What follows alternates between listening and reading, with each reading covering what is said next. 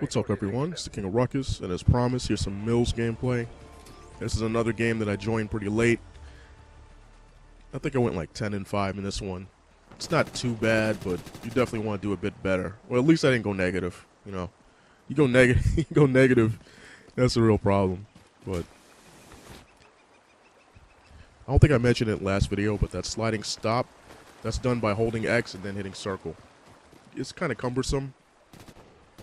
Slightly useful, like the combat roll. But I guess if you play enough, you'll find some good uses for it.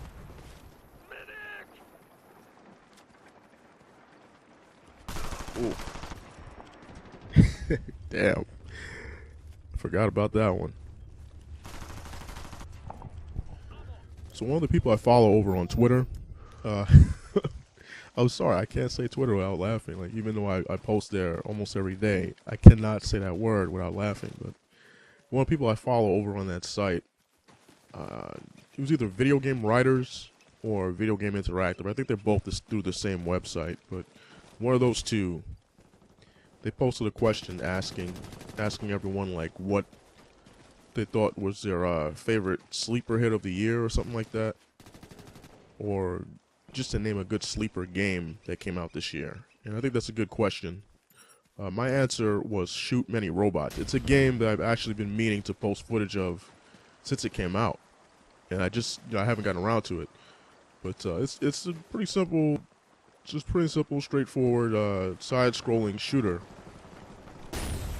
I would say this game is kind of like Metal Slug meets Borderlands, both in the way it plays and in its art style.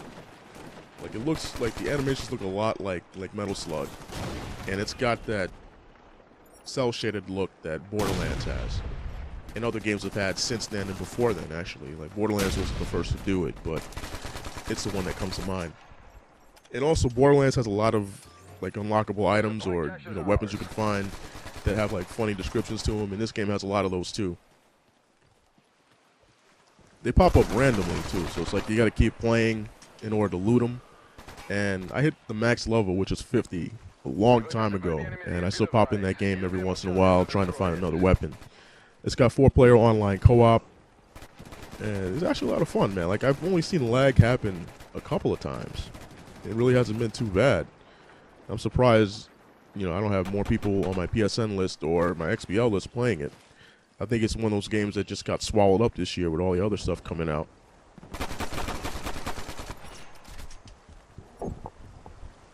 It's a demo for the game up, and if you play a demo, the full game is exactly like it. So definitely try out the demo, and if you like it, get the full game. It's $10, and they give you the option to buy, because how you upgrade weapons in this game is by finding the blueprints, and then paying for them with the bolts that you get from killing robots. Shoot many robots, but you don't. They give you the option to buy bolts, like they do in Gotham City Imposters, like how they give you the option to increase your level up capability for an hour or something like that. You can do that if you want, but you really don't have to. You can eventually earn anything you want just by playing the game long enough. Definitely try the game out. If you get it on PSN, let me know. Send me an invite or something. I'll help you level up for a while. But in the meantime, let me know what some of your favorite sleeper games are. Games that you've been playing this year that you think not too many people have picked up. Let me know in the comments below. The one thing I haven't really talked much about, especially here, I talked about it a little over on Twitter. Sorry. Oh my god, I don't know what's up with that word, man. But anyway, I posted a bit about it over there, but I kind of dared myself to go through this entire month without eating any fast food. And, I really have. So far, I've been able to do it. Like, it's been hard because there's been a lot of, there's been a lot of temptation along the way. Like Burger King, just this past weekend, they had this thing where they were doing, like, the $1 chicken wrap. And I'm thinking, I'll just go try one of them. And I'm like, nah, I can't do it. And freaking, Papa John's, they did this tax refund thing. where they gave away 15 free points for Papa Rewards members. For me, that would have been enough to get me a free pie. And plus, since I live in New York, every time the Yankees win by more than 6 points, we get half off of Papa John's in my area. So, like, there were a couple of times where I really just wanted, I'm like, you know what, screw it, man. I'll just have something, and then I'll be happy that I made it through X amount of time. But I've been able to do it. Part of that's because, you know, I told Miss Fifi Lopez that I was doing this, and she's like, you know what, I'll do it too. And I'm like, oh shit, really? Okay. So that's made it kind of easier to eat healthy. Because without that, like anytime I think about like going against it, like I have the back of my mind that she's doing it too. I'm like, I don't want to let her down. I don't want to like kind of screw her over, because like she could be thinking the same thing. So there have been times, man. There have been times I'm just like, you know what, fuck it, man. I'm gonna go get that double cheeseburger. But yeah, so far I've been doing my own little workout thing too. I've lost like 7 pounds. I think I can make it to 10, maybe 12 by the end of the month. I'm not going to be doing this again next month, though. I'll say that. But I am going to curtail my eating habits. Like, I got a little too happy, a little too happy with that fast food. And I know exactly what I'm going to be doing to tone it down.